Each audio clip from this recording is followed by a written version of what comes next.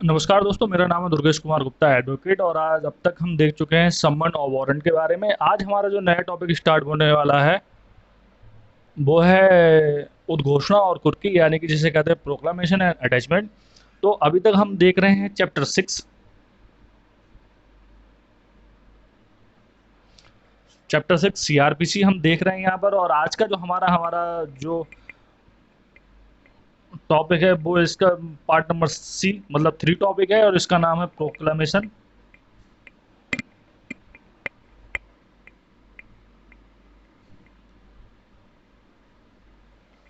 Proclamation and attachment.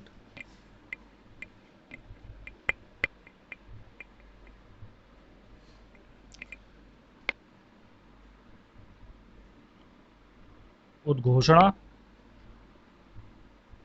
और कुर्की।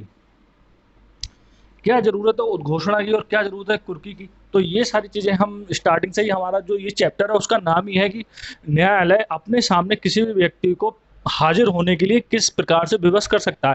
तो इसमें जो न्यायालय के पास पहला जो तरीका था वो था सम्मन करने का। हम सम्मन करेंगे और सम्मन से किसी व्यक्ति को अपने पास बुलाने के लिए मजबूर करेंगे। सम्मन के बाद हमने पढ़ा था वारंट। वारंट किया था, वारंट में हमने लोगों को अपने पास बुलाया था, जिसकी भी हमें आवश्यकता होती है उसे बुलाते हैं। अब सम्मन और वारंट के हो जाने के बावजूद कुछ लोग ढीठ प्रकृति के होते हैं, इसके बावजूद नहीं आते हैं या नहीं मिल रहे होते, तो हम उन्हें कैसे बुलाएंगे? तो इसके बारे में हमें चैप्टर 6 के सब पॉइंट 3 में बताया गया, मतलब सी में बताया गया, उद्घोषणा करके और कुर्की करके बताया गया है जो। और ये हमारा चलता है सेक्शन 82 से 86 तक। आप जुडिशरी के एग्जाम में ये फ्रिक्वेंटली इतना ही क्वेश्चन यहाँ से आता है कि प्रोक्लामेशन और अटैचमेंट का प्रोविजन सीआरपीसी में किस सेक्शन से किस सेक्शन तक है। इस पर कई बार क्वेश्चन आया है। ये इतना पॉइंट आपके लिए इंपॉर्टेंट है अगर आप किसी भी कंपटीशन के एग्जाम की तैयारी कर रहे हैं जो जुडिशरी में, जिसमें सीआरपीसी एज ए सब्जेक्ट है। तो वहाँ पर आप ये नोट कर लें, ये चीज़ आपके लिए बहुत इंपॉर्टेंट हो जाती है। यहाँ से क्वेश्चन सिर्फ इतना क्वेश्चन बनता है। इसके बाद भी थोड़ी सी इसकी डिटेलिंग देख लेते हैं। इसके खुद एक सेक्शन है जो हमारे प्री पॉइंट से तो बहुत ज़्यादा इंपॉर्टेंट नहीं है, लेकिन जब आप एक रेगुलर प्रैक्टिस में हैं और रेगुलर प्रैक्टिस आप कर रहे हैं तो वहाँ पर इन सारी चीज़ें पॉइंट की आवश्यकता हो जाती है। और ये पॉइंट जो है मेन एग्जामिनेशन रिटन एग्जाम के लिए ये बहुत इंपॉर्टेंट पॉइंट है। यहाँ से क्वेश्चन आता है और इसका पूरा डिटेल वर्जन वो हमसे पूछ लेते हैं। तो आज हम ऑनवर्ड्स स्टार्ट करेंगे सेक्शन 82।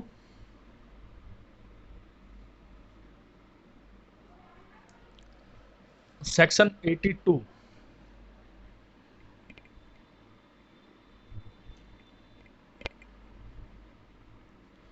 फरार व्यक्ति के लिए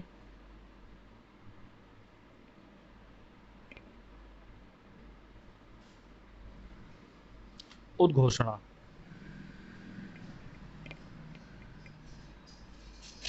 अब कोई व्यक्ति जिसे हमें बुलाना था और जिसे हम बुलाना चाह रहे थे वो हमारे पास नहीं आ पा रहा है, वो व्यक्ति फरार हो गया और न्यायालय को इस बात का विश्वास हो चुका है, चाहे ये विश्वास हुआ है उस व्यक्ति के साक्ष्य देने के बाद या साक्ष्य देने के बिना, पहले या बाद में। तो ऐसे व्यक्ति के खिलाफ जिसके खिलाफ वारंट जारी किया गया था,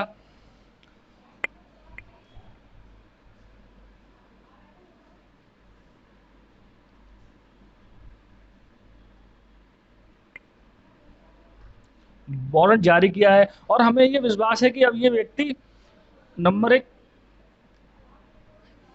फरार हो गया है, नंबर 2 अपने को छिपा रहा है।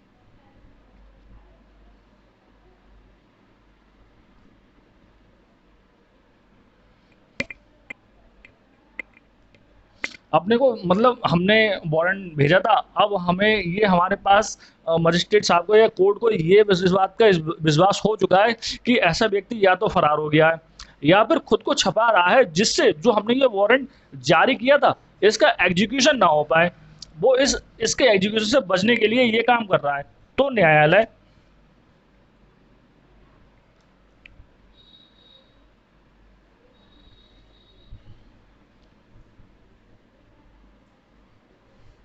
लिखित उद्घोषणा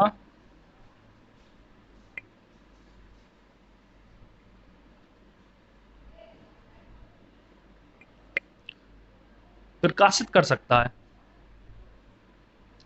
मतलब कोर्ट को इस बात का जब विश्वास हो जाता है कि सामने वाला व्यक्ति जिसको हमने वारंट जारी किया था या तो वो फरार हो गया या अपने को छिपा रहा है, कि जिससे इसका एग्जीक्यूशन ना हो सके, ना हो सके, तो न्यायालय लिखित रूप में एक उद्घोषणा का प्रकाशन कर देते हैं। तो इससे जो होता है, उस व्यक्ति को अब जो लिखित घोषणा, उस घोषणा उन्होंने, मतलब न्यायालय ने लिखित उस घोषणा का प्रकाशन कर दिया। अब उस कर सकता है कि अब जो लिखित स्टेटमेंट दे रहे हैं उसमें कुछ बताएंगे, उसमें वो ये बताएंगे कि वह व्यक्ति वह व्यक्ति जो है जिसको हमें बुलाना था या लाना था, अब वो वारंट से नहीं आया और उसके बाद में वो खुद को फरार हो गया है या फिर खुद को छिपा रहा है, तो लिखित उद्घोषणा हम जारी करेंगे, प्रकाशित करेंगे और उस घोषणा में ये लिखा होगा कि वह व्यक्ति जो हमें चाहिए वो किसी निश्चित स्थान में और निश्चित समय पर इस उद्घोषणा के प्रकाशन से कम 30 दिन के बाद हाजिर हो, ये इस उद्घोषणा में लिखा जाएगा।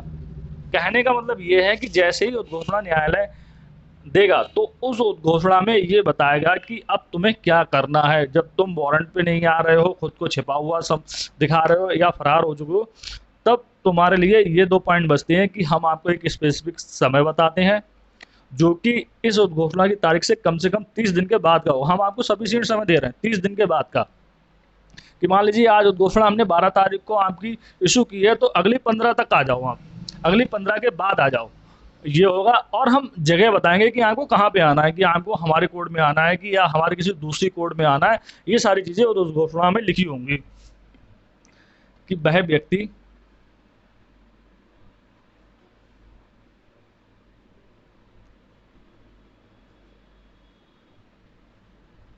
निश्चित स्थान में और निश्चित समय पर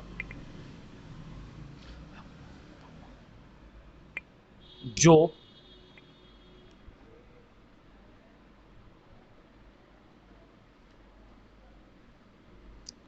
उद्घोषणा के प्रकाशन की तारीख से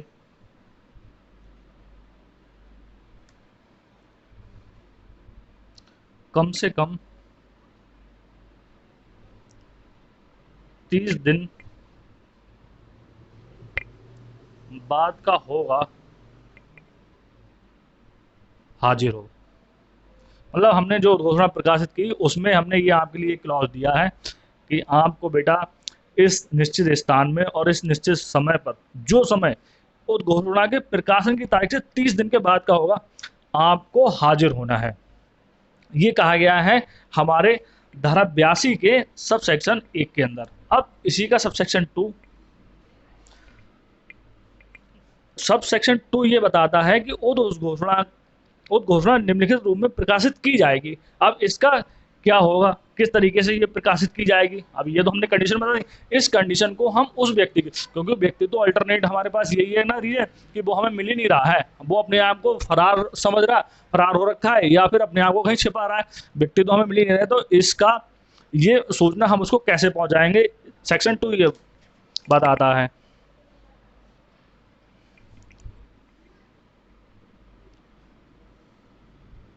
उद्घोषणा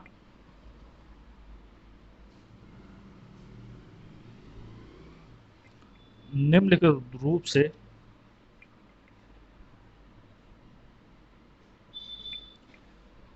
प्रकाशित की जाएगी। सब पॉइंट ए, और इसमें सब पॉइंट फर्स्ट का सब पॉइंट ए। अब उस घोषणा को प्रकाशित करने का तरीका बताया गया है सबसेक्शन 2 में।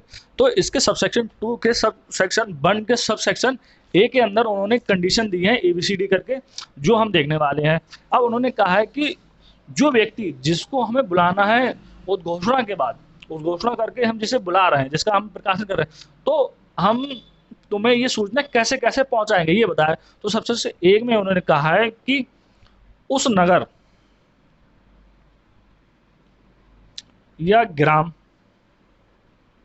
उस नगर या ग्राम जहां पर ऐसा व्यक्ति मामूली तौर पर रहता है, उसका रहना पाया गया है, हमको उसका वो एड्रेस पता था या हमें किसी तरीके से उस बारे में पता चला है, उस नगर या ग्राम के किसी सार्वजनिक स्थान पर, जैसे मान लीजिए आप यहाँ पे रहते हैं, ये आपका रेसिडेंस है, अब यहाँ पर ये एक आपकी ये कॉलोनी है, इस कॉलोनी के अंदर एक्स रहता है, तो इस कॉलोनी का जो गेट है, तो ये ऐसी जगह हो गई, यहाँ ये सार्वजनिक, यहीं से लोग, आप इधर भी जा रहे हैं, लोग इधर भी जा रहे हैं, लोग इधर भी जा रहे हैं, तो ये ऐसी जगह हो गई, यहाँ सर सभी व्यक्तियों का निकलना यहाँ से एक निश्चित सी बात है, मतलब ये सार्वजनिक जगह हो गई कि यहाँ पर सभी लोग आएंगे मिलेंगे। तो उस उद्घोषणा को उस नगर या ग्राम के सार्वजनिक जगह पर पढ़ी जाएगी कि हम यहाँ खड़े होकर जब वहां पर लोगों की संख्या, एक ऐसा समय निश्चित कर लेंगे कि जब वहां पर लोगों की अधिकतम संख्या है जो उस व्यक्ति के बारे में उस व्यक्ति तक सूचना पहुंचा सकते हैं, उनकी अधिकतम संख्या है, वहां पर ऐसी उद्घोषणा को पढ़ा जाएगा। ये सब सेक्शन ए कहता है।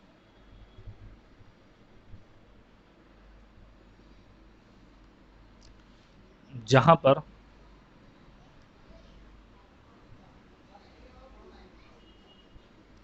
ऐसा व्यक्ति रहता है में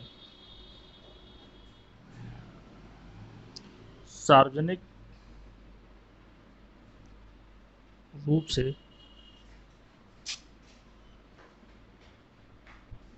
पढ़ी जाएगी।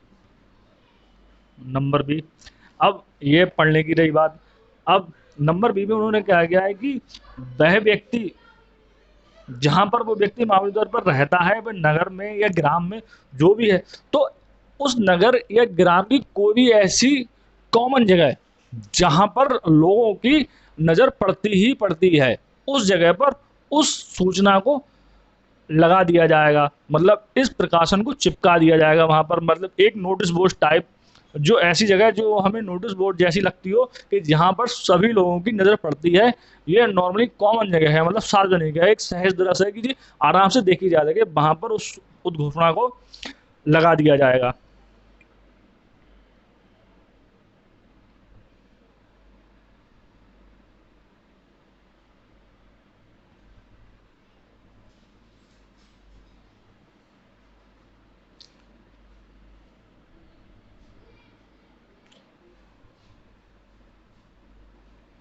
सहज दृश्य भाग पर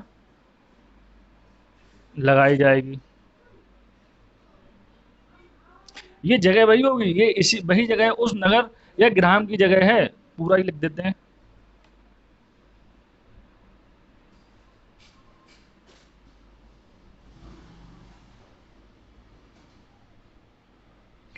ये यहाँ पर उस नगर या ग्राम के सहज दृश्य भाग पर लगाई जाएगी जहां ऐसा व्यक्ति मामूली तौर पर निवास करता है। अब नंबर सी जो कहता है इसका, वो ये कहता है कि जिस न्यायालय ने ये घोषणा आपके खिलाफ जारी की है, उस घोषणा की एक कॉपी को उस न्यायालय के सहज दृश्य भाग पर भी लगाई जाएगी, उस सदन के, मतलब जो हमारा कचहरी का या कोर्ट का कोई परिसर है, कॉमन बोर्ड है, जहां अमूमन नोटिस लगाए जाते हैं और लोगों की नजर पड़ती है, उस न्यायालय के एक जगह पर, उस जगह पर भी उस सूचना का, उस इस घोषणा का जो प्रकाशन हुआ है उसकी एक कॉपी वहां भी लगाई जाएगी।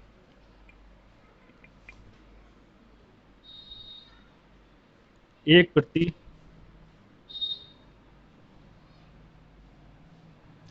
उस न्याय सदन के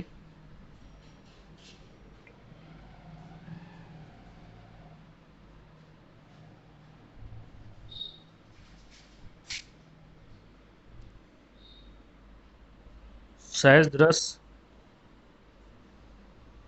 भाग पर लगाई जाएगी। यहां तक की बात आ गई हमारी सबसेक्शन 2 के फर्स्ट क्लॉज 1 में।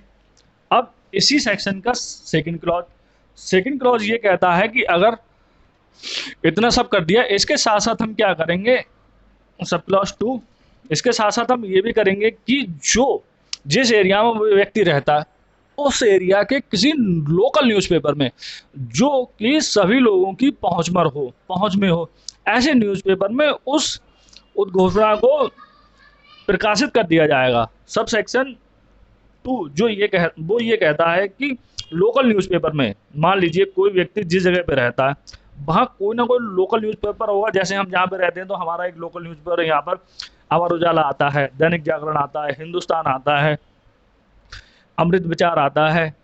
इस तरीके के जो लोकल न्यूज़पेपर हैं उस लोकल न्यूज़पेपर में भी उस उद्घोषणा का प्रकाशन किया जाएगा।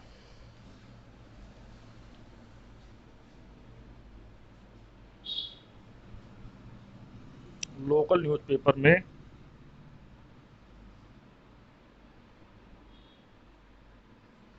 प्रकाशित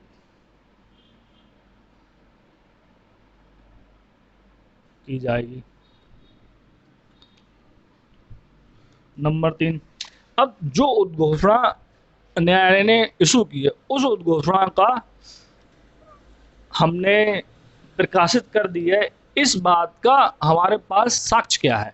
तो इसके बारे में सब सेक्शन 3 कहता है लिखित उद्घोषणा जो प्रकाशित की गई है वो अपने आप में जिस डेट पर वो इशू की गई थी उसी डेट से हमको एक मतलब निश्चित साक्ष्य माना जाएगा कि हमने लिखित में की है, यही इस बात का साक्ष्य है।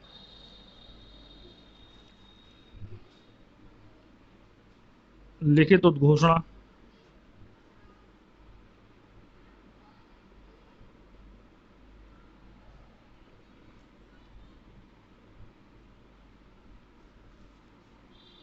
प्रकाशित कर दी गई है,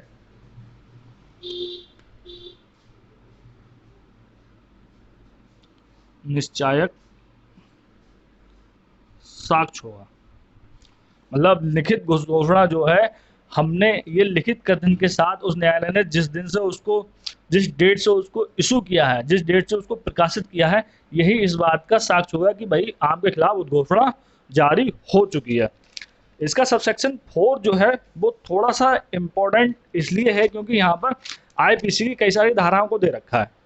उन्होंने कहा है कि जहाँ उपधारा 1 में जो घोषणा की गई है वो आईपीसी की धारा 302, 304, 364, 367, 382, 392, 393, 394, 395, 396, 397, 398, 399, 400, 402, 436, 449, 459, 460 के अभियुक्त से संबंधित है।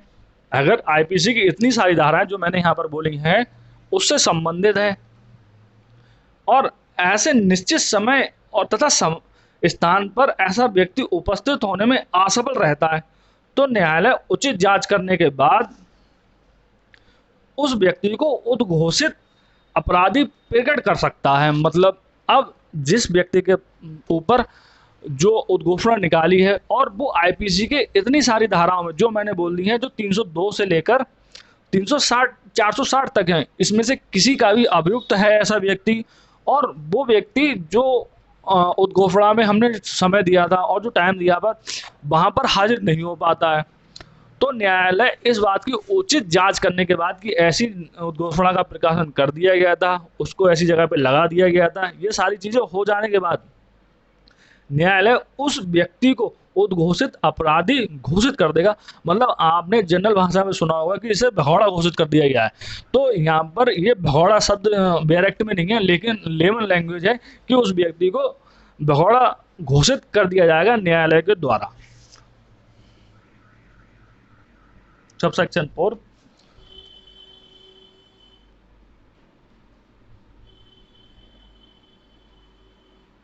उद्घोषणा आईपीसी की धारा 302, 304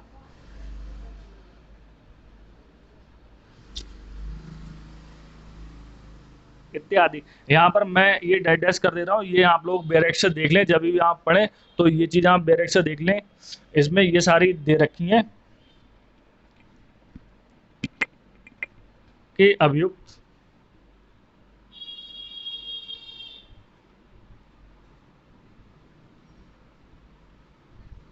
से संबंधित है।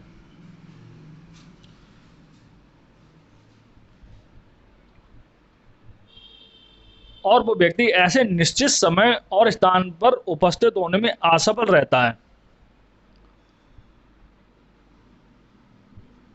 ऐसा व्यक्ति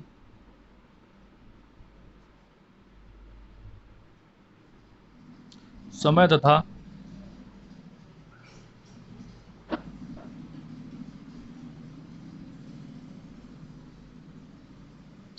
स्थान पर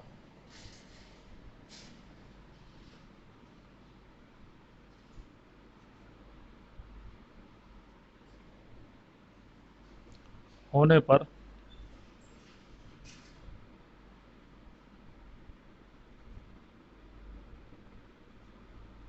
असफल रहता है, तो न्यायालय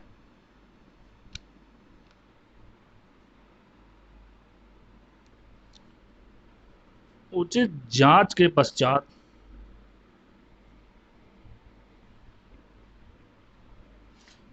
उसे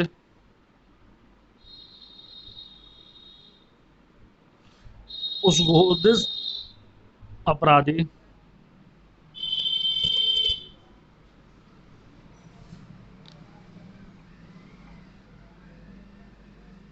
उद्घोषित अपराधी मतलब भगोड़ा,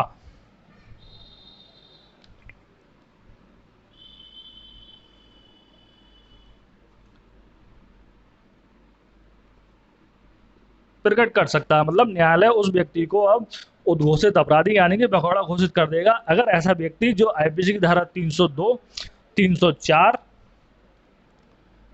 364, 367, 382, 392, 393, 394, 395, 396, 397, 398, 399, 400, 402, 436, 449, 459 और 460 के अधीन अभियुक्त है, अपराधों के संबंधित है।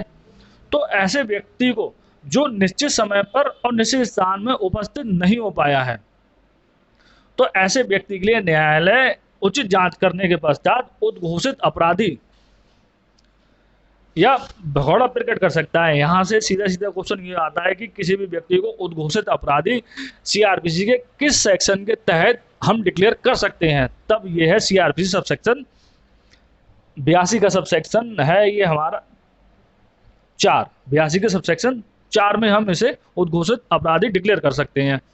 इतनी सी बात यहाँ पर ध्यान रखने जैसी है, इसे हम ध्यान रखेंगे। ये हमारे परीक्षा में कभी कभी पूछ ली जाती है और ये भी आएगा हमारे पास, मोस्टली आता है मेन में रिटन के लिए। अब सबसेक्शन 5, तो सबसेक्शन 5 ये कहता है जो उपधारा 2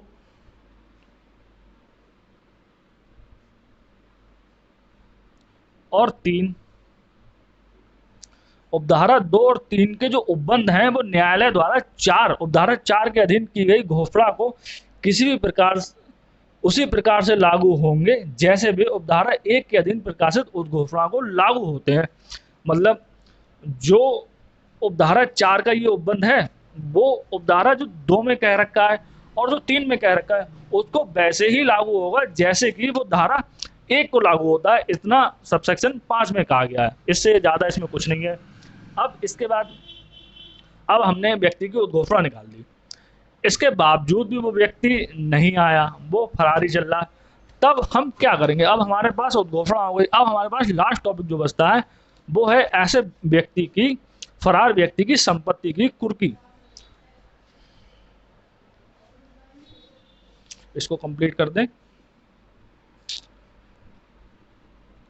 3 के उपबंध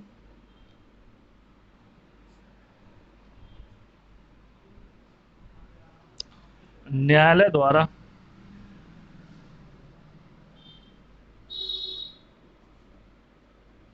धारा 4 के अधीन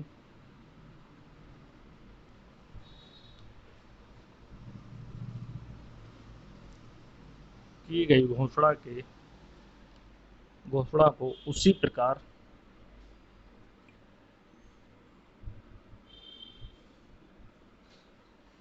लागू होंगे।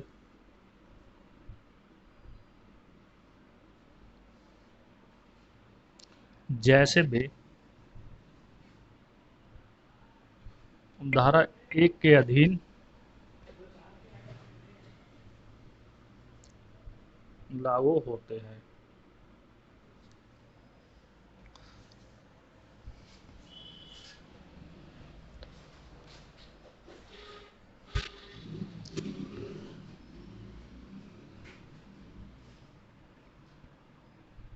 सेक्शन 83, मतलब अब उद्घोषणा के बाद, अब उद्घोषणा हम कर चुके हैं, व्यक्ति हमें फिर भी नहीं मिला।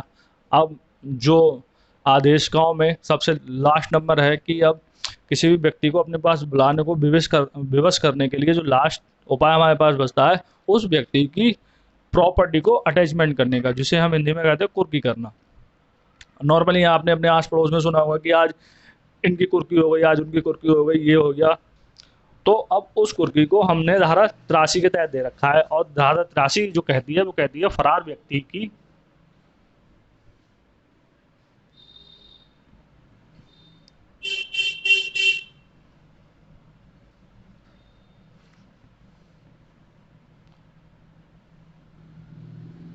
संपत्ति की कुर्की।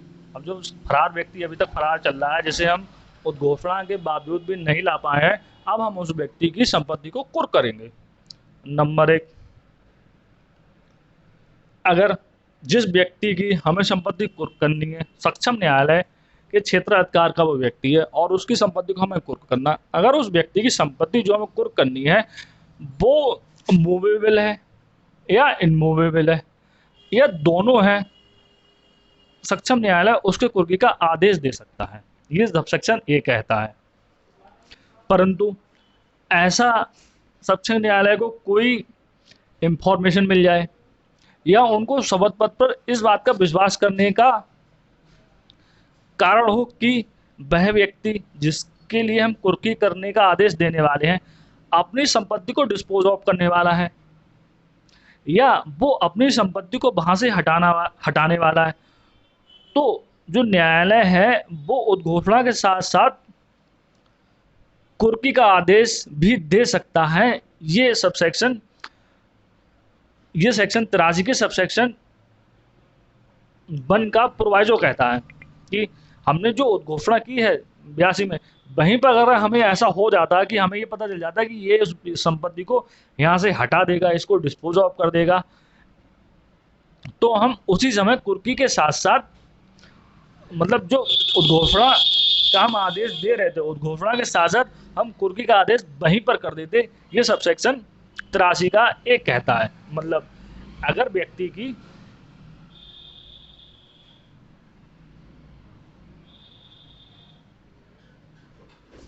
संपत्ति जगम यानी मूवेबल, स्थावर यानी इमूवेबल, अथवा दोनों, दोनों है, तो न्यायालय कुर्की का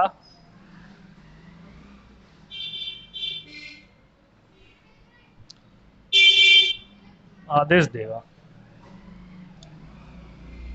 लेकिन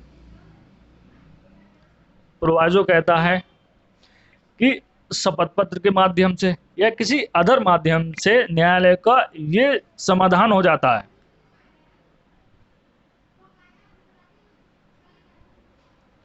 शपथ पत्र द्वारा या अन्यथा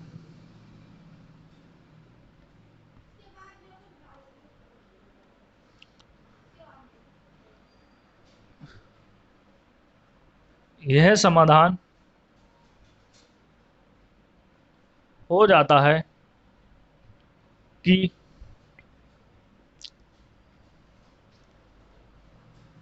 ऐसा व्यक्ति संपत्ति का डिस्पोज ऑफ करने वाला है, व्यक्ति संपत्ति को डिस्पोज ऑफ करने वाला है,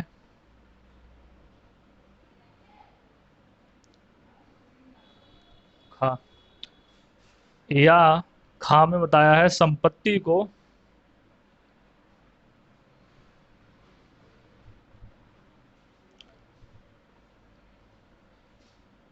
हटाने वाला। मतलब ऐसी संपत्ति जैसे हमें कुर्क करना है, मान लीजिए वो एक कार है, कार को वो यहाँ से हटाकर दूसरी जगह भी तो ले जा सकता। तो उस स्थिति में हमें अगर ये ऐसा हो जाता है, इस चीज का हमें न्यायालय को पूरा संज्ञान हो जाता है और न्यायालय इस बात से श्योर हो जाता है, तो वो उद्घोषणा के साथ साथ उसी समय कुर्की का भी आदेश दे देता। तो न्यायालय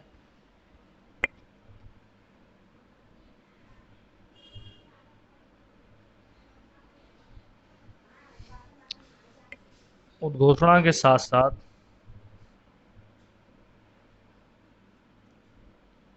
कुर्की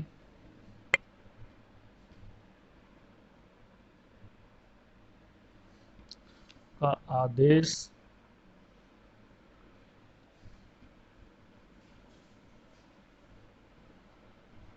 दे सकता है। अब सबसेक्शन 2 कहता है जिस संपत्ति की बात हो रही है उस संपत्ति पर इस ऑर्डर को लागू कौन करेगा और कैसे करेगा। अगर संपत्ति जो है उसी डिस्ट्रिक्ट में है जिस डिस्ट्रिक्ट के कोर्ट ने ये आदेश दिया है कि आपको फला संपत्ति कुर्क करनी है, तब तो उसी मजिस्ट्रेट साहब के आदेश से, जिस मजिस्ट्रेट साहब ने ये आदेश दिया है उसी आदेश पर इसका आगे की प्रक्रिया हो जाएगी और संपत्ति को कुर्क कर लिया जाएगा। अगर संपत्ति किसी दूसरे डिस्ट्रिक्ट में है, दूसरी जगह पे, तो उस संपत्ति का जो क्रियान्वयन है, कुर्की का जो आदेश एग्जीक्यूट होना है, वो उस जिले के डीएम साहब द्वारा करवाया जाएगा। आदेश डीएम साहब के पास जाएगा, डीएम साहब उसको पृष्ठांकित करेंगे और उसका संज्ञान लेते हुए उस आदेश का एग्जीक्यूशन करवाएंगे। ये कहा गया है सब सेक्शन 2 में। संपत्ति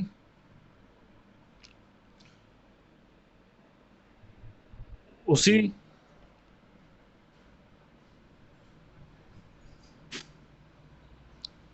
जिले में है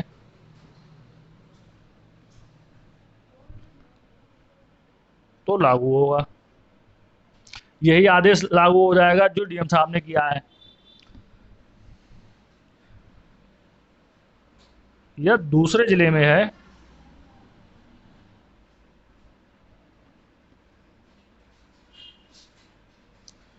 तो डीएम साहब द्वारा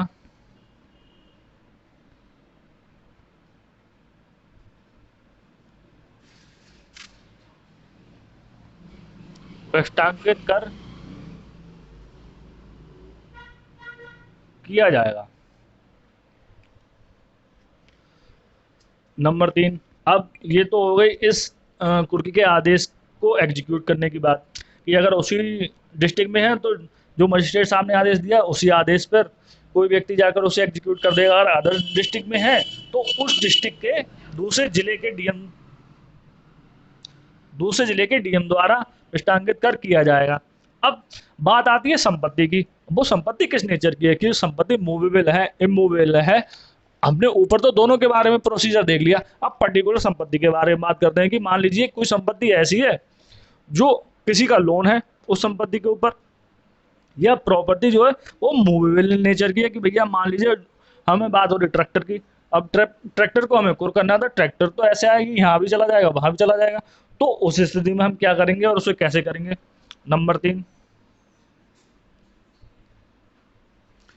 यदि संपत्ति ऋण है या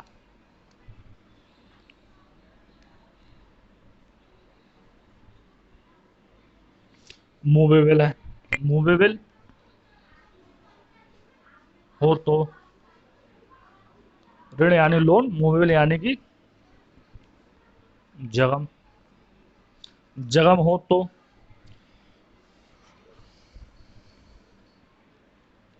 कुर्की नंबर 1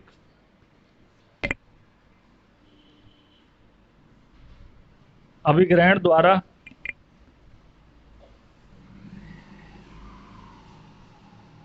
की जाएगी। अभिग्रहण का मतलब होता है सीजर द्वारा, उसे सीज करके की जाएगी।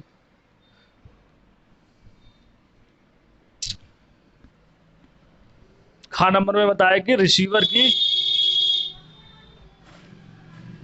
नियुक्त करके की जाएगी।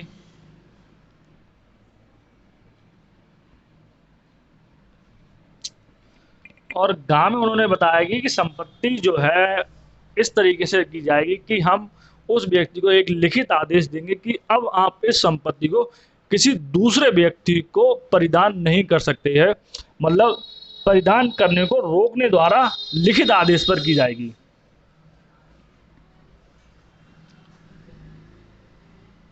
परिदान करने से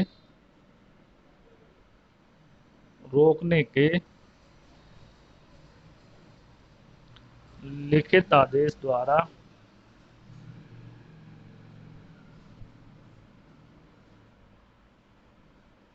की जाएगी। और डी ये कहता है कि ए बी सी दोनों में से कोई एक या सबके द्वारा कुर्की की जाएगी। डी सिर्फ इतना कहता है ए बी सी दोनों द्वारा, ए बी सी तीनों द्वारा, या इनमें से कम दो द्वारा कुर्की की जाएगी। सब का खा गा यह किन्हीं दो द्वारा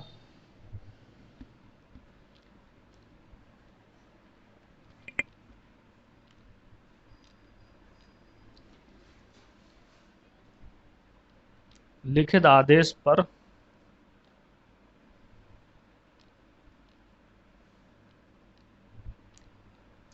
की जाएगी, ये डी कहता है। अब सेक्शन जो 4 है ये तो हमने बात कर ली तब जो संपत्ति मूवेबल है। अब हम बात करते हैं 4 में अगर संपत्ति इमूवेबल है। अब संपत्ति तो दोनों प्रकार की हो सकती है कि वो मूवेबल है और नेक्स्ट मान ली किसी के पास संपत्ति, कोई किसी का घर है, घर तो इमूवेबल में आएगा, वो तो कहीं जा ही नहीं सकता, हट ही नहीं सकता, तो उसकी कुर्की कैसे करेंगे। तो ये बताया गया है सब सेक्शन 4 में। यदि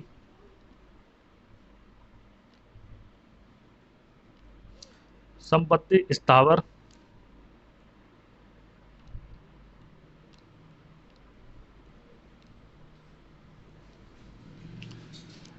इमेल है तो कुर्की। अब संपत्ति जब स्थावर है, इमूवेबल है, तो वो कहीं ना कहीं स्थित होगी। अब जहाँ स्थित होगी संपत्ति, तो उस संपत्ति को अगर वो ऐसी संपत्ति कोई भूमि है, कोई ऐसी संपत्ति है जो कि ये भूमि है और जिससे राज्य सरकार को राजस्व की प्राप्ति होती है, तो उस संपत्ति की कुर्की उस जिले के कलेक्टर के माध्यम से की जाएगी। इसमें ये कहा गया है सब सेक्शन 4 में, अगर कोई इमूवेबल प्रॉपर्टी है जो कि भूमि है जिससे स्टेट गवर्नमेंट को रेवेन्यू जनरेट होता है, तो उसकी कुर्की उस जिले में जो कलेक्टर होंगे, कलेक्टर साहब, वो करेंगे उसकी कुर्की, उनके माध्यम से की जाएगी।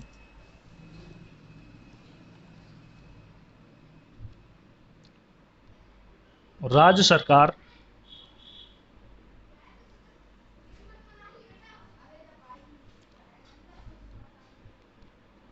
को राजस्व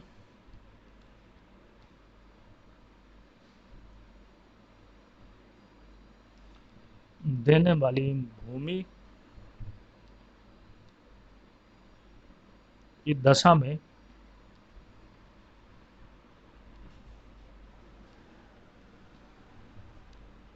जिले के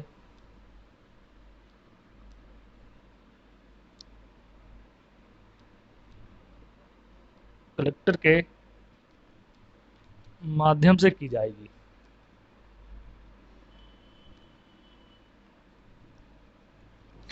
अब ये तो बात हो गई जब कि वो एक भूमि है जिससे स्टेट गवर्नमेंट को रेवेन्यू जनरेट होता है, उस कंडीशन में। अब संपत्ति भूमि नहीं है, उससे स्टेट गवर्नमेंट को रेवेन्यू भी जनरेट नहीं होता, तब इसकी हम कुर्की कैसे करेंगे? तब जो अन्य स्थिति है, अन्य सब दशाओं में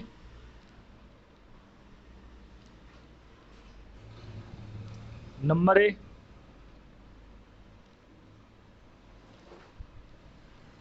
कब्जा लेकर, नंबर बी, रिसीवर नियुक्त करके,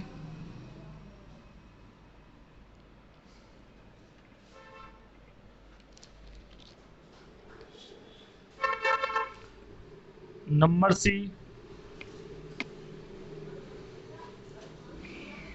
परिधान पर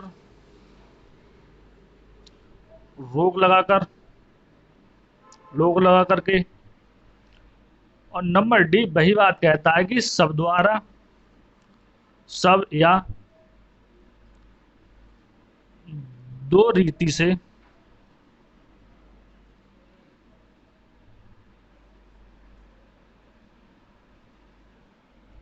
की जाएगी। मतलब कहने का यही है, या तो हम कब्जा दे लेकर करेंगे, रिसीवर नियुक्त करके करेंगे, या फिर परिधान पर रोक लगाकर करेंगे कुर्की। और डी जो कहता है कि इन एक दो तीन में से सब द्वारा की जाएगी या इनमें से किसी दो द्वारा कर सकते हैं। अब जो ये तो बात हो गई हमारे पास मूवेबल प्रॉपर्टी के बारे में और इमूवेबल प्रॉपर्टी के बारे में। अब प्रॉपर्टी कोई ऐसी है जिसका नेचर ये है कि वो 2 दिन में, 4 दिन में, या 5 दिन में, या 1 महीने में खराब हो सकती है। उस स्थिति में हम क्या करेंगे? अगर संपत्ति इस प्रकार की है तो न्यायालय ऐसी संपत्ति को बेचकर और उसके आगामों को न्यायालय के आदेश के अनुसार अपने पास अगले जो भी आदेश निर्देश होंगे उनके अधीन रख लेगा। अगर मान लीजिए हमने जिस संपत्ति की कुर्की करनी है और कुर्की कर ली, और वो संपत्ति जो है हमारे पास किसी का 50 लीटर दूध था, अब 50 लीटर दूध तो खराब हो सकता है, तो हम उसको बेच देंगे। या मान लीजिए हमने किसी की सब्जियों की कुर्की कर ली, संपत्ति थी, सब्जियां मिली हमें, या हमें कोई फ्रूट मिले, या कुछ फसल ऐसी मिली जो कुछ दिनों बाद खराब हो जाए। मान लीजिए गन्ने का खेत था, हमने गन्ने की कर ली, अब गन्ना कट गया, वो खराब हो सकता है। तो इन सारी दशाओं में न्यायालय जो है ऐसी संपत्ति को बेच देगा और उसके जो भी आगाम आएंगे वो न्यायालय के आदेश के अधीन रहेंगे। ये कहा गया है सबसेक्शन 5 में।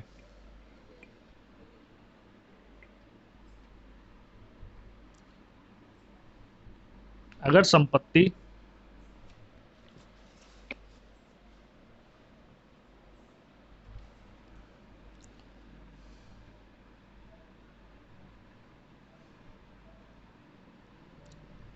जल्द खराब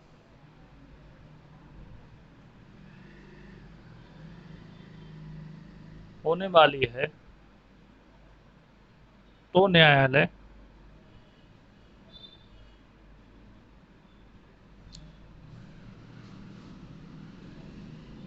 ऐसी संपत्ति को बेच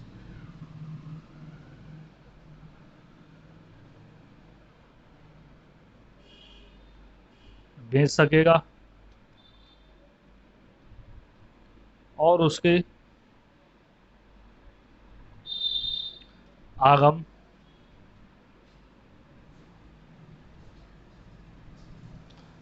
न्यायालय के आदेश के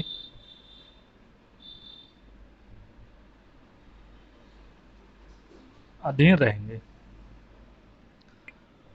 मतलब अगर संपत्ति इस नेचर की है जो खराब हो सकती है, जिसकी वैल्यू खराब कम हो सकती है, तो उसको न्यायालय बेच देंगे और उनसे जो भी रेवेन्यू आएगा, जो भी पैसे उससे कलेक्ट होंगे, वो न्यायालय के आदेश के अधीन रहेंगे, उसमें कोई छुआछीड़ नहीं होगी, वो न्यायालय के पास सुरक्षित रहेंगे। अब सबसेक्शन 6 में जो बताया गया है कि जो रिसीवर हम नियुक्त कर रहे थे अभी सबसेक्शन 4 और 3 में, जो हमने रिसीवर नियुक्त किया था उसके कर्तव्य और दायित्व क्या होंगे, तो जो हम रिसीवर नियुक्त कर रहे हैं, रिसीवर के जो कर्तव्य और दायित्व हैं वो वही होंगे जो हमारे सिविल प्रक्रिया संहिता में बताए गए रिसीवर के कर्तव्य और दायित्व होते हैं, वो वही होंगे। सबसेक्शन 6 इतना कहता है।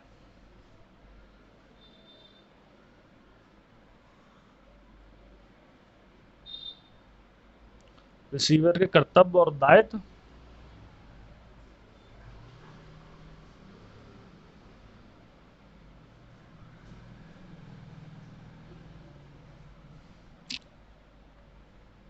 के अधीन रिसीवर के होंगे। मतलब जो सीपीसी में रिसीवर के कर्तव्य और दायित्व होते हैं वही कर्तव्य और दायित्व इस रिसीवर के भी होंगे, ये सबसेक्शन 6 में कहा गया है।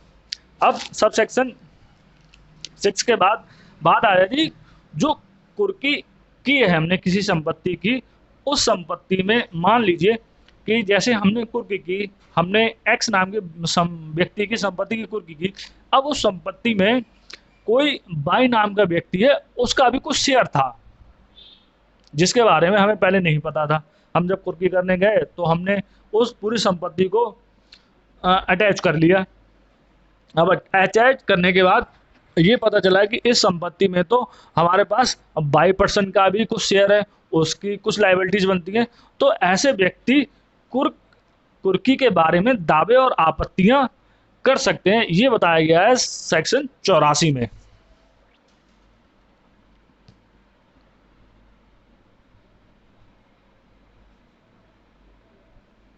सेक्शन 84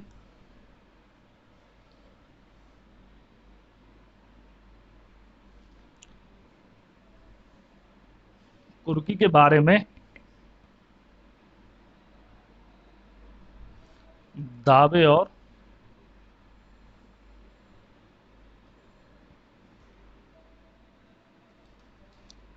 आपत्तियां, मतलब धारा 83 के अधीन जो हमने कुर्की की है, धारा 83 के अधीन की गई कुर्की जो की है, उस संपत्ति में जो उद्घोषित व्यक्ति है उसके अलावा अगर किसी उसके अलावा ही होगा, किसी व्यक्ति का कोई हित है, उसमें उसका कोई शेयर बनता है, तो वो व्यक्ति कुर्की की तारीख से 6 माह के अंदर आपत्ति या दावा कर सकता है। ये 84 के सबसेक्शन 1 कहता है। लेकिन इसमें ये भी कहा गया है कि अगर जैसे मान लीजिए एक्स की प्रॉपर्टी को हमने अटैच किया था, उसमें बाय की प्रॉपर्टी का शेयर भी था जो बाद में उन्होंने दावा उन्हें करना था। लेकिन ये 6 महीने के पीरियड में जो दावा करने का पीरियड था उसी दौरान वाई की डेथ हो जाती है। तो अब जो बाई के लीगल रिप्रेजेंटेटिव हैं वो व्यक्ति बाई के बेस पर भी दावा या आपत्ति कर सकते हैं। आप उनको ये नहीं कहेंगे कि सर ऐसा है, जो दावा करना था या जो ऑब्जेक्शन लेना था वो तो बाई को लेना था, बाई तो अब रहे नहीं, तो आप उनको मना नहीं कर सकते क्योंकि वो उनके लीगल रिप्रेजेंटेटिव हैं, वो राइट उनको ट्रांसफर हो जाएगा। ये सब सेक्शन 1 का प्रोवाइजो कहता है। तो इसको देख लेते हैं। नंबर 1,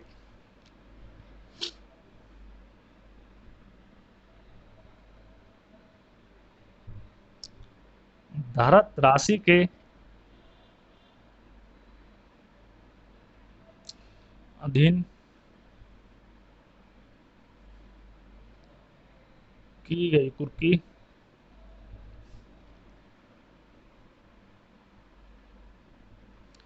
तारीख से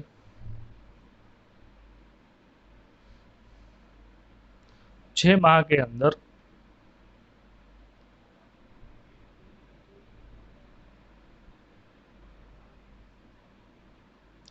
उद्घोषित व्यक्ति से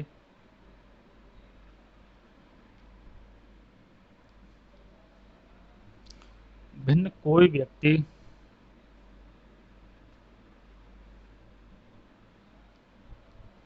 कोई हितवद व्यक्ति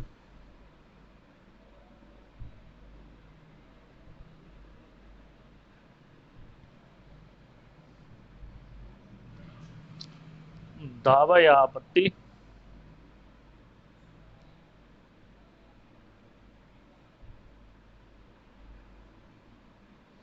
कर सकता है, परंतु अब ऐसा कोई हितवत व्यक्ति है जो इन 6 महीने में जिसका राइट था दावा या आपत्ति करने का, वो मर जाता है या वो नहीं रहता है किसी भी कारण से, मर जाना शब्द अच्छा नहीं है, किसी भी कारण से वो उस दुनिया में नहीं रहता है, तो उस व्यक्ति के जो भी लीगल रिप्रेजेंटेटिव होंगे वो ऐसी दावा और कुर्की कर सकते हैं।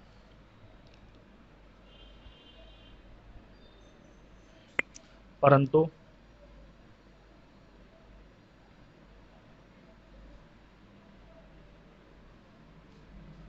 दावेदार मर जाए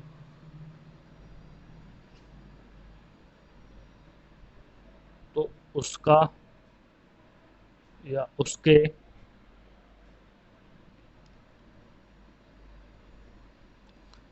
लीगल प्रतिनिधि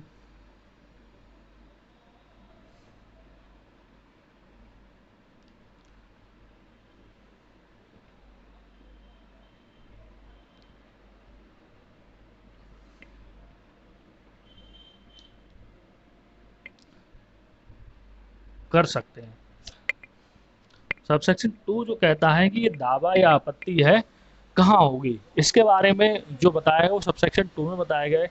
जो ये हितवत व्यक्ति है ये दावा लाएंगे या कोई आपत्ति लाएंगे या इनके ना होने पर इनका जो लीगल रिप्रेजेंटेटिव है वो दावा और आपत्ति कहाँ पर लाएंगे, ये सबसेक्शन 2 में बताया गया है कि ये दावा और आपत्ति उसी न्यायालय में लाएंगे जिस न्यायालय के द्वारा कुर्की करने के आदेश जारी किए गए थे।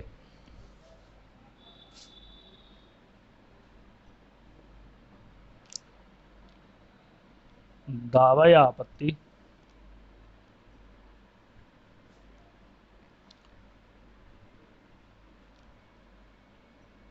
उसी न्यायालय में, एक तो ये कह दिया इन्होंने ये जो लोग हैं हितवत व्यक्ति या उनके लीगल रिप्रेजेंटेटिव हितवत व्यक्ति के ना रहने पर इसका दावा या आपत्ति उसी न्यायालय में लाएंगे, या उसी न्यायालय में ना लाकर, या कुछ भी ऐसी कंडीशन हो जाती है कि उस न्यायालय में नहीं ला पा रहे हैं या वो न्यायालय वैकेंट है या नहीं है किसी भी कारण से, तो ये उसको सीजीएम न्यायालय में भी ला सकते हैं। सीजीएम न्यायालय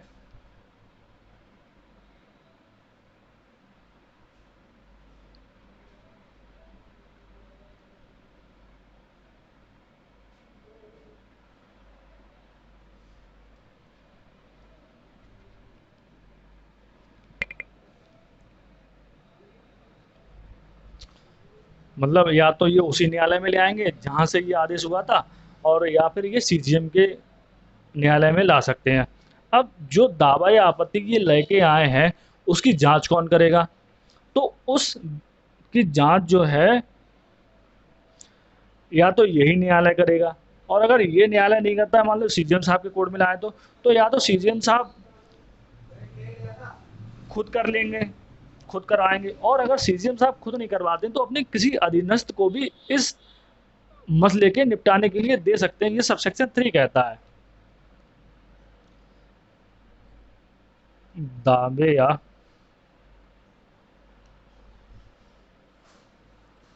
आपत्ति की जांच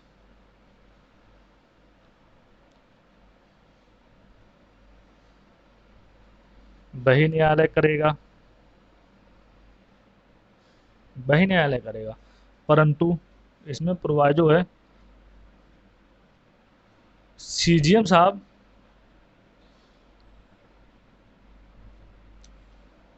अधीनस्थ को निपटारे के लिए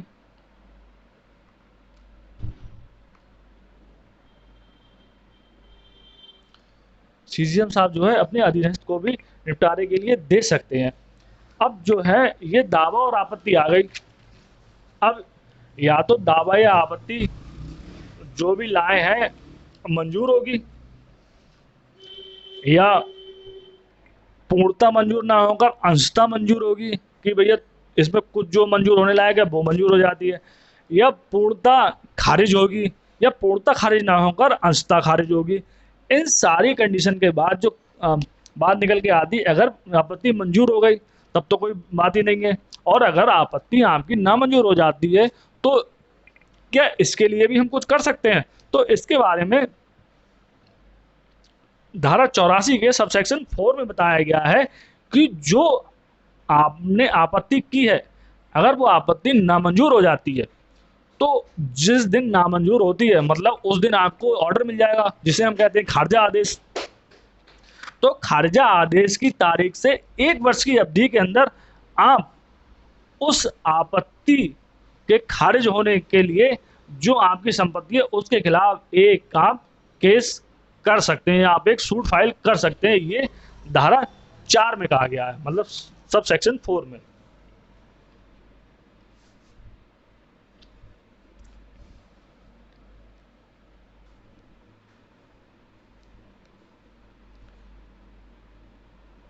ऐसे नामंजूर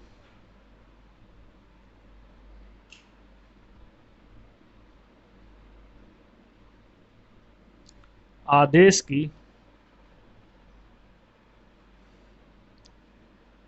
तारीख से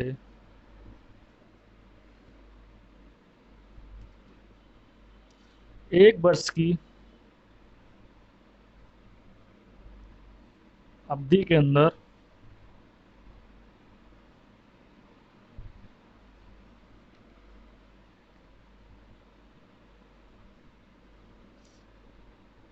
सूट फाइल कर सकता है।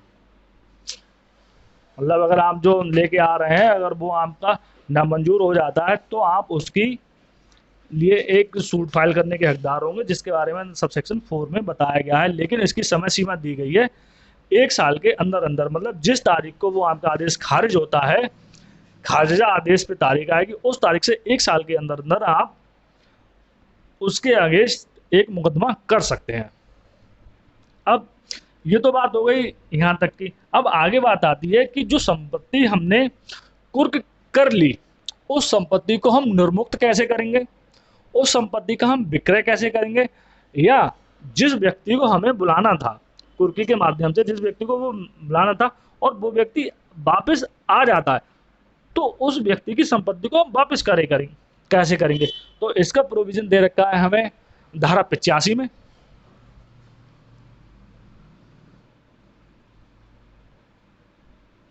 सेक्शन 85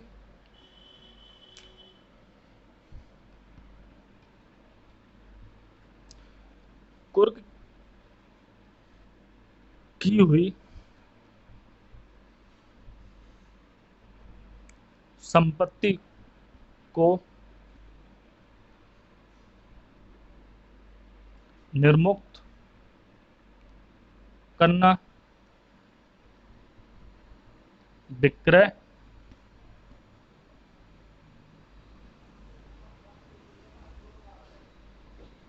और वापस करना। इस सेक्शन में 3 इंपॉर्टेंट कीवर्ड्स हैं, निर्मुक्त करना, विक्रय करना और वापस करना। अब जो पहली बात आती है निर्मुक्त की, पहला शब्द निर्मुक्त आया है, तो हम संपत्ति को निर्मुक्त कैसे करेंगे? नंबर 1, जिस न्यायालय ने कुर्की का आदेश दिया था, आदेश का उद्घोषणा दी थी और उसमें जो निश्चित समय और स्थान बताया था, ऐसे निश्चित और समय इसके अंदर व्यक्ति हाजिर हो जाता है तो उस व्यक्ति की संपत्ति को निर्मुक्त कर दिया जाएगा, ये सबसेक्शन 1 कहता है।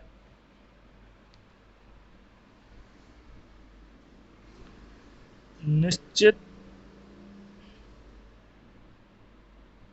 समय के अंदर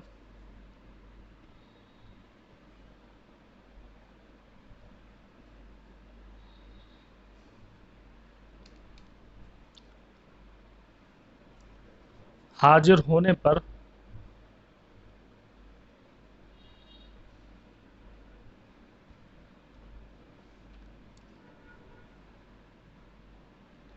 संपत्ति निर्मुक्त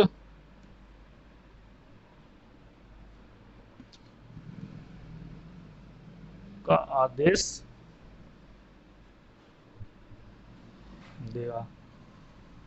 मतलब जो न्यायालय है निर्मुक्ति का आदेश, न्यायालय निर्मुक्ति का आदेश तब देगा जब व्यक्ति निश्चित समय के अंदर अंदर हाजिर हो जाता है। मतलब उद्घोषणा प्रकाशन में हमने 30 दिन के बाद का जो समय दिया था और व्यक्ति हमारे पास 30 दिन के उस समय के बाद जो हमने समय दिया था, मान ली 30 दिन हमने 12 तारीख दी थी, वो अगला और उसके बाद जो 30 दिन गुजर जाने के बाद की जो हमने तारीख उसको दी थी, निश्चित एक समय बताया था, उस समय में वो व्यक्ति हाजिर हो जाता है तो न्यायालय उस व्यक्ति की संपत्ति को निर्मुक्त करने का आदेश देगा।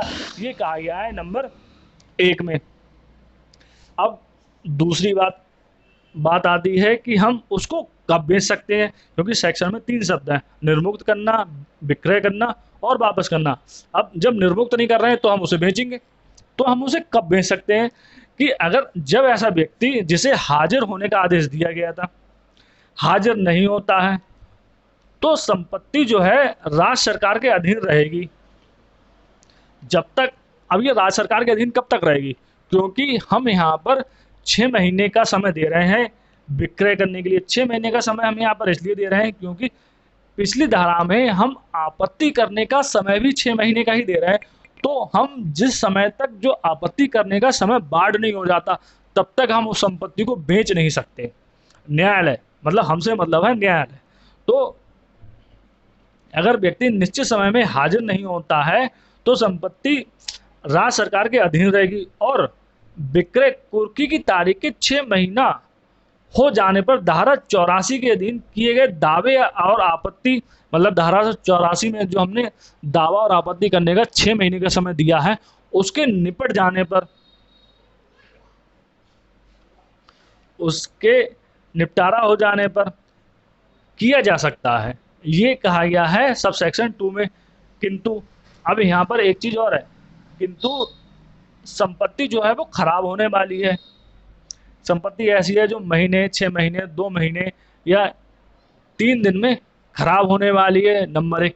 या न्यायालय को ऐसा लगता है कि इस संपत्ति को अगर हम बेच देंगे तो ये संपत्ति का बेचना जो है उस व्यक्ति के लिए फायदेमंद होगा। तो इस 2 रीजन के आधार पर न्यायालय उस संपत्ति को कभी भी बेच सकता है, ये सब सेक्शन 2 कहता है। मतलब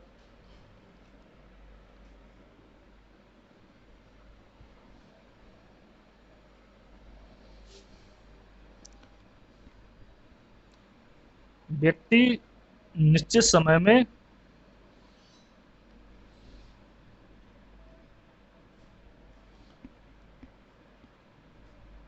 हाजिर नहीं होता है तो जो संपत्ति है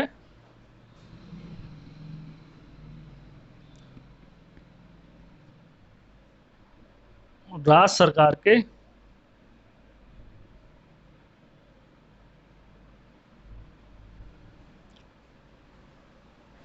अधीन रहेगी और इसका मतलब संपत्ति का विक्रय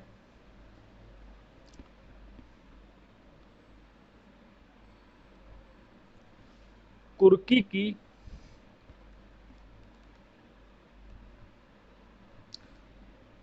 तारीख से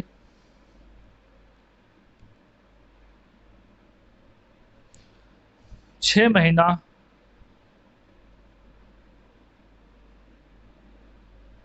हो जाने पर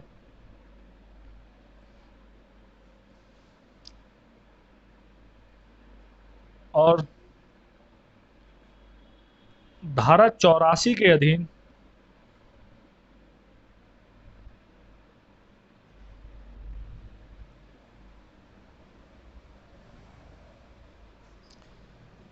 किए गए दावों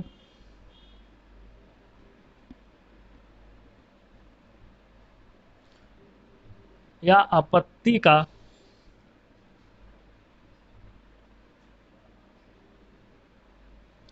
निपटारा हो जाने पर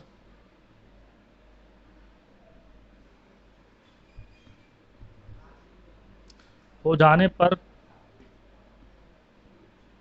ही किया जा सकता है। मतलब अगर कोई व्यक्ति अपने निश्चित समय पर नहीं आता है तो उसकी संपत्ति जो है वो राज्य सरकार के अधीन रहेगी। और ये समय राज्य सरकार के अधीन रहने तक का जो समय है वो हमने 6 महीने लिया है। 6 महीने इसलिए लिया है कि 6 महीने का ही हम समय दे रहे हैं किसी भी हेतुवत व्यक्ति को उस संपत्ति के ऊपर, अगर उनका कोई उसमें हित बनता है, कोई शेयर है आपका, तो आप उसमें कोई दावा कर सकें या कोई आपत्ति उठा सकें। इसलिए हम यहाँ पर भी हम 6 महीने का समय दे रहे हैं। जब 6 महीने हो जाते हैं और कोई व्यक्ति आपत्ति नहीं करता है या कोई व्यक्ति कोई दावा नहीं करता है तब, और अगर कोई व्यक्ति आपत्ति या दावा कर देता है तो उसका निपटारा हो जाने पर ही उस संपत्ति का विक्रय किया जाएगा। ये धारा 85 कहती है। किंतु अब यहां पर किंतु आ गया।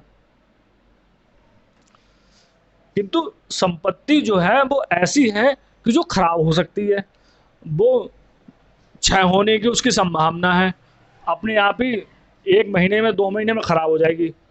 नंबर एक, इस चीज को ध्यान में रखते हुए।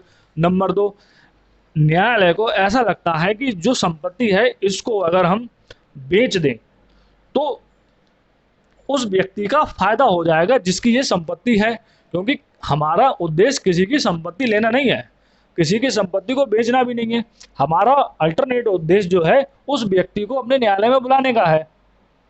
तो हम उस व्यक्ति का बेवजह नुकसान क्यों करें अगर उसका फायदा हो सकता है। तो न्यायालय को जिस समय ये दोनों बातें लगती हैं तो वे किसी समय भी उस संपत्ति को बेच सकते हैं। किंतु संपत्ति खराब होने वाली है।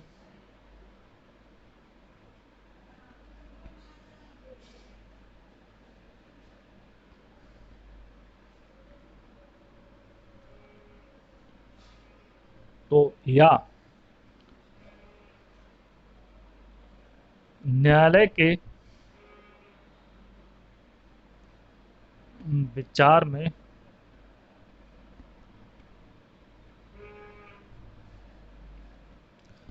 स्वामी के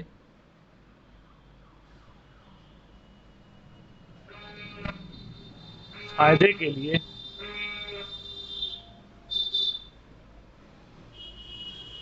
न्यायालय जब भी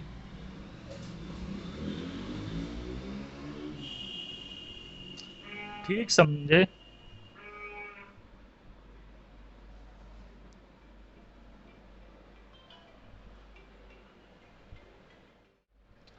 किंतु संपत्ति खराब होने वाली है, या तो न्यायालय के विचार में स्वामी के फायदे के लिए न्यायालय जब भी ठीक समझे तो संपत्ति को बेच सकता है।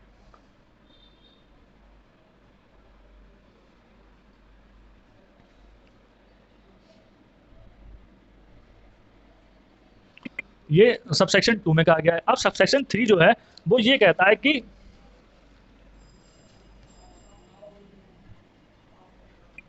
अब मान लीजिए हमने जिस व्यक्ति के बारे में उद्घोषणा की थी नहीं आया, कुर्की की नहीं आया। अब ऐसा व्यक्ति कुर्की की तारीख से 2 साल के अंदर, कुर्की की तारीख से 2 साल के अंदर व्यक्ति सक्षम न्यायालय के समक्ष अपनी इच्छा से हाजिर हो जाता है या उसे गिरफ्तार करके लाया जाता है। मतलब 2 साल के अंदर उस व्यक्ति को ये सूचना मिली कि भैया तुम्हारे साथ तो ऐसा ऐसा हो गया था, तुम्हारी ऐसी ऐसी चीज़ हो गई। अब वो खुद अपनी इच्छा से न्यायालय में आ जाए, जिस न्यायालय ने वो कुर्की की है, या उसको कहीं से आप अरेस्ट करके न्यायालय ले आते हो और वो व्यक्ति ये साबित कर दे कि भाई मुझे ना तो सम्मन कब हुआ इसकी जानकारी मिली, वारंट कब आए इसकी जानकारी भी नहीं मिली, उद्घोषणा कब हुई इसकी भी जानकारी नहीं मिली, और इस किसी भी कारण से मैं खुद को ना तो छुपा रहा था और ना ही फरार हुआ था, मुझे किसी भी चीज़ की सूचना नहीं मिली थी।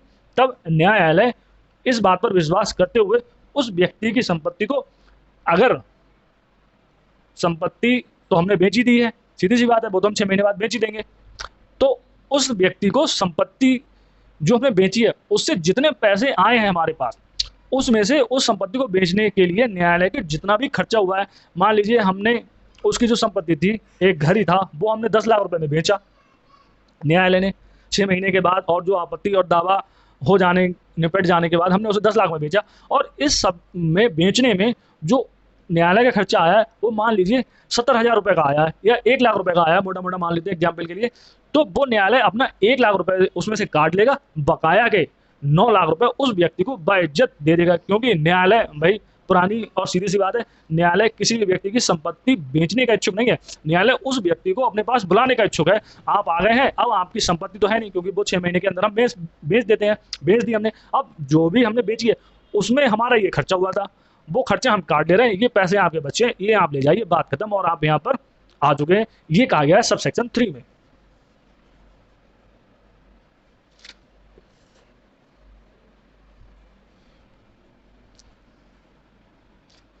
सब सेक्शन 3 कुर्की की तारीख से 2 वर्ष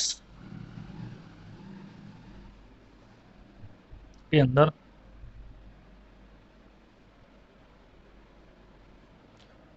व्यक्ति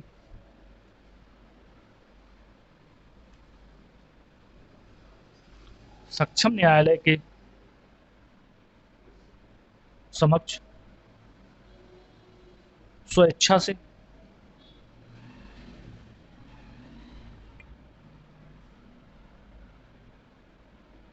हाजिर होता है या पकड़कर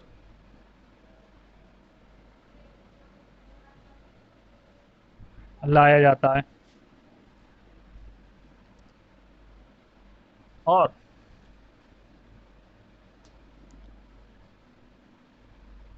वह व्यक्ति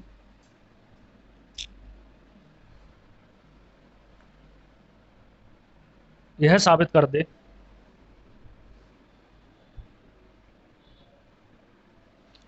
कि वह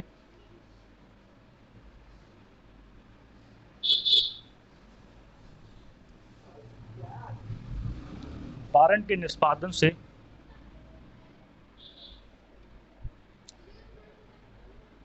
बचने के प्रयोजन से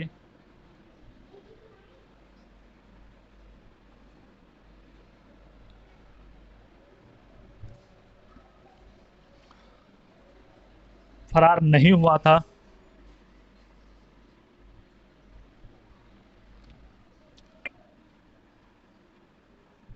और ना ही उसे उद्घोषणा की सूचना मिली जिससे वह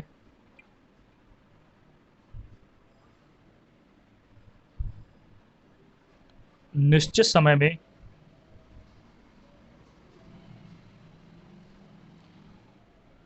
हाजिर हो पाता। मतलब मान लीजिए व्यक्ति ऐसा था कि एक मछुआरा था, फॉर एग्जाम्पल, वो खुले समंदर में चला गया मछली पकड़ने। अब ना तो उसके पास फ़ोन है, ना ही खुले समंदर में लैंडलाइन चल रहा है, ना ही न्यूज़पेपर चल रहा है, और ना ही उसके पास इंटरनेट है। उसे किसी भी कारण से ये पता नहीं चला कि उसके खिलाफ वारंट हुआ था, वारंट के बाद घोषणा हुई थी, और उसमें जो समय बताया गया था उस बात की उसके पास एक जनरल रीजन है कि उससे इसमें से किसी भी चीज़ की जानकारी नहीं हुई, और वो ऐसा न्यायालय में अपने आप जाकर या पकड़ कर ले जाने पर ये साबित कर देता है, तो न्यायालय ऐसी संपत्ति जो हम बेच दी गई है उसके बारे में, या जो संपत्ति नहीं बेची गई है उस बारे में, क्योंकि यहाँ पर 2 साल के अंदर अंदर का समय हमें दिया गया है यहाँ पर, तो 2 साल के अंदर, तो अगर संपत्ति नहीं बेची गई तो वो संपत्ति ही उन्हें वापस कर दिया है, और बेच दी गई है तो न्यायालय बेचने में जो खर्चा लगा है उसे काटकर टोटल अमाउंट उस व्यक्ति को वापस कर देंगे। तो न्यायालय ऐसी संपत्ति या बेंच दी गई है तो न्यायालय का खर्चा हटाकर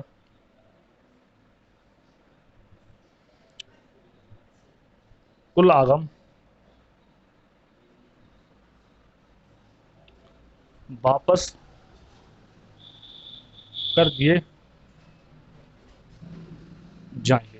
ये धारा 85 की सब धारा 3 कहती है। अब मान लीजिए कोई व्यक्ति आया, उसने संपत्ति की वापसी का आवेदन किया, अब वो आवेदन न्यायालय ने मंजूर नहीं किया, उसे नामंजूर कर दिया, तब वो व्यक्ति क्या करेगा? उसकी तो संपत्ति जा रही है। अब वो न्यायालय में आ भी गया, वो तो डबल फंस चुका है, क्योंकि संपत्ति का वापसी का आवेदन नामंजूर हो गया और न्यायालय में आप खड़े हो, तो आप तो डबल गए। तो उस स्थिति में वो व्यक्ति, उस व्यक्ति के लिए अपील का अधिकार दिया गया है। ये धारा 86 कहती है कि कुर्क संपत्ति की वापसी के लिए आवेदन नामंजूर करने वाले आदेश से अपील। तो इसका आदेश जो धारा 85 के तहत हमने एप्लीकेशन दी थी, उसके खारिज हो जाने पर जो हम अपील करेंगे, तो हम अपील वहाँ करेंगे नॉर्मली जिस कोर्ट से हमारी अपील जो खारिज हुई है उससे संबंधित अपीलें जो खारिज होती हैं, जहाँ पर समान दूसरी अपीलों का मतलब अपील की जाती है दूसरे आदेशों की, उसी जगह पर जाकर, उसी न्यायालय में जाकर हम भी अपील कर सकते हैं।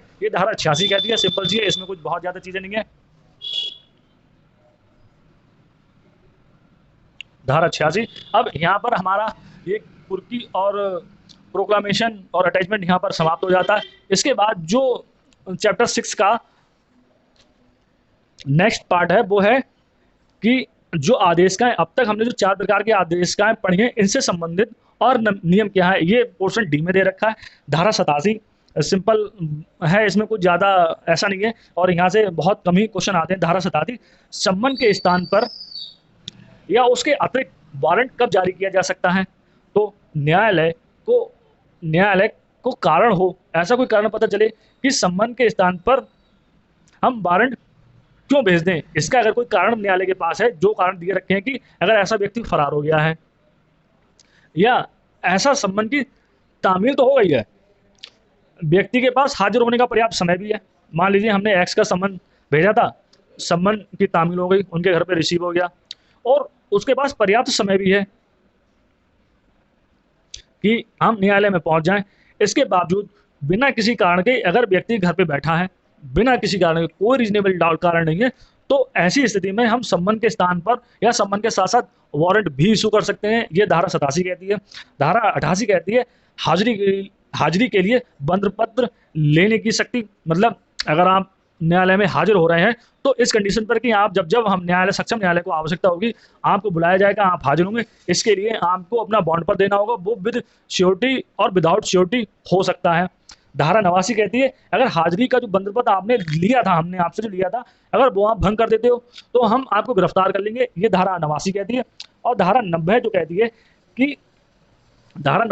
है कि इस चैप्टर 6 में हमने जो कुछ भी पढ़ा है आदेशिकाओं के बारे में, तो जो सीआरपीसी में टोटल कहीं भी किसी भी उपबंध के तहत, किसी भी प्रोविजन के तहत अगर सम्मन, वारंट और प्रोक्लामेशन और अटैचमेंट होता है तो उस पर चैप्टर 6 ही लागू होगा।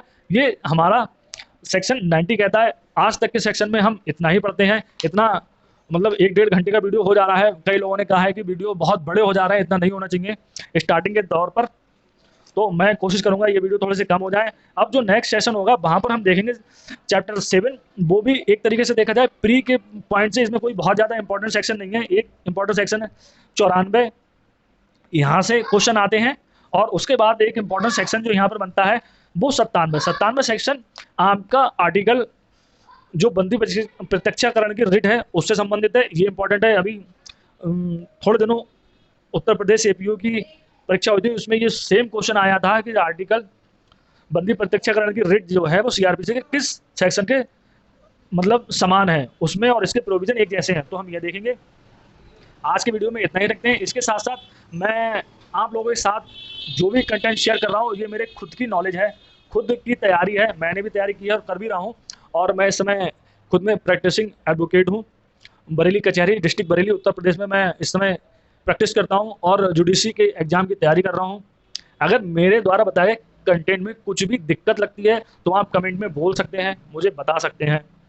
अगर आपको अच्छा लगता है तो वीडियो को लाइक कीजिए और सब्सक्राइब कीजिए, चैनल को सब्सक्राइब कर लें, जिससे जैसे ही मैं वीडियो अपलोड करूँ आपके पास नोटिफिकेशन पहुंच जाए और आप उसे देख सकें। साथ ही साथ ऐसे लोगों के साथ शेयर कीजिए जो जुडिशरी के फील्ड में हैं, आने वाले हैं, मतलब जो अभी लॉ स्टूडेंट हैं और जो तैयारी कर रहे हैं। कहीं ना कहीं किसी न किसी के चीज़ में ये चीज़ें आपको मिलेंगी। आप यूट्यूब पर बहुत सारा कंटेंट पढ़ा है, ऐसा नहीं है कि मैं पहला हूँ जो यूट्यूब पे दे रहा हूँ, बहुत सारा कंटेंट पढ़ा है, लेकिन जो मेरा एक्सपीरियंस है यूट्यूब पे पढ़ने का वो ये है कि वो आपको ओवरव्यू तो बता दें और उससे ज़्यादा ही के लिए वो कह देते हैं कि आप हमारी क्लास में आइए तब हम आपको बताएंगे। मेरे साथ ऐसा कुछ भी नहीं है। जितना डिटेल में मुझे पता है, जितना डिटेल में मैं आपको बता सकता हूँ, उतना डिटेल में मैं बता रहा हूँ। किसी की क्लास लेने के बावजूद भी आपको इतना ही डिटेल मिलेगा। हो सकता है किसी का एक्सपीरियंस 10 साल 20 साल हो तो वो आपको कुछ और रॉकेट साइंस बता दें, इसके लिए मैं नहीं कह सकता, लेकिन मैं अपनी नॉलेज में आपके लिए बेस्ट दे रहा हूँ और आगे देता रहूँगा। इसी के साथ थोड़ा सा सपोर्ट करें, चैनल को लाइक करें, सब्सक्राइब करें, दूसरों के साथ शेयर करें। आज के लिए बस इतना ही। जय हिंद, जय भारत।